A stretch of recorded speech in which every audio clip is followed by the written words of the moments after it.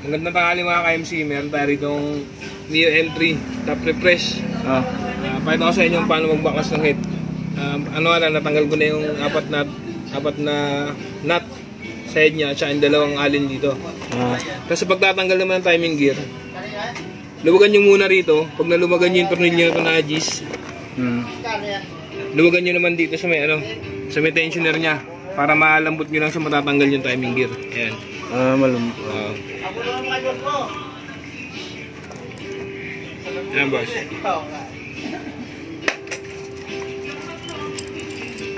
Timing gear. Tapos pag biblock naman ito, simple lang yan. Kahit pag nahirapan kayo mahatakin, gamitan nyo ng flat screw. Okay. Sangkutin nyo sa pagitan. Diba, easy lang. Easy.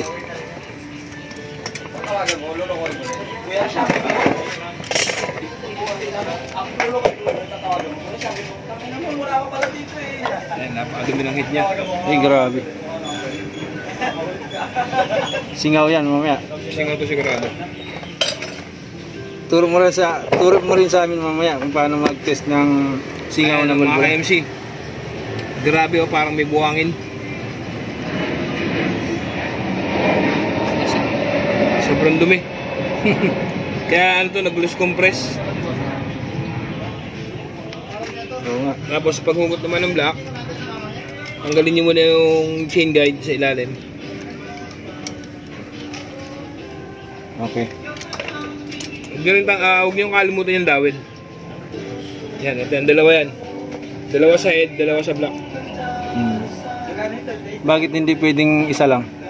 Matag na madidisalign. Sisingaw. Sisingaw.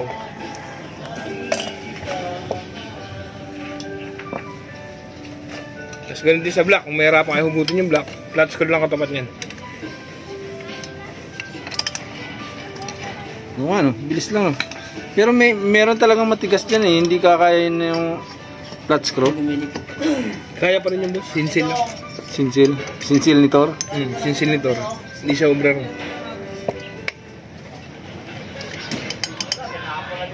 Ayun na. Ayun na, stock up na. Ito yung sabi ko. Parang may kahit yung wala naman.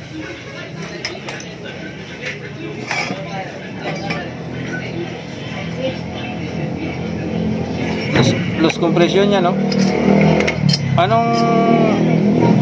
Anong dahilan bakit naglo-loose compression? Minsan, sa block, cylinder wall, gas-gas na. O kaya yung piston ring, maluwag na. Mas minsan naman, dito sa valve. Valvula. Minsan, nasisingitan ng dumi, lumalabas ng bahagya yung compression. Kaya pag inapain siya, pag pinadyaan mo, parang hindi lumalaban. That's compression. Singaw dyan, singaw. Pero ito, goods naman yung kanyang cylinder wall, wala naman siyang gas-gas. Ayan, papakita ko sa inyo. Meron yata konti, no? Peraso lang yun. Kaya check natin yung piston ring niya, kung goods pa. Kung yung clearance doon sa... clearance nung kung medyo malaki na. Pagkatanggalin yung piston mga AMC, lagi nyo lagyan ng basahan, ugaliin nyo na lagyan ng basahan. Kasi pag nahulog yung pin, yung lock ng pin, kung wala kayong magnet, magbaba kayo ng makina. Imbis na head Imbis lang. na top repress lang, overall lang kalalabasan. Medyo mayroon lang siyang tanggalin kasi masakit. Kasi hindi ko na siya iniwalay. Gamitin nyo ng longest pagkatanggalin nyo yung pin ng, lock ng pin ng piston. Ayan. Okay.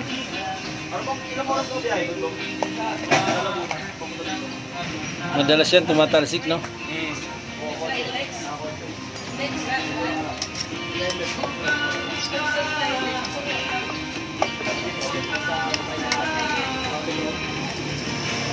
Ayan, mga KMC, tanggal na. Okay. Ayan, pasok yung piston. Salugin nyo kung malakas na. Pag sobrang lakas na, ibig sabihin cylinder wall niya malaki na. Tapos sa pag-check naman ng piston ring, pasok niya rin siya sa cylinder wall. Tapos pasok niyo yung piston para pantay yung pasok ng ano. Kaya may gap na rin siya, medyo malaki na. No? Malaki na talaga yan. Pero palit to. Palit talaga yung piston ring. Piston ring. O, tapos valve seal.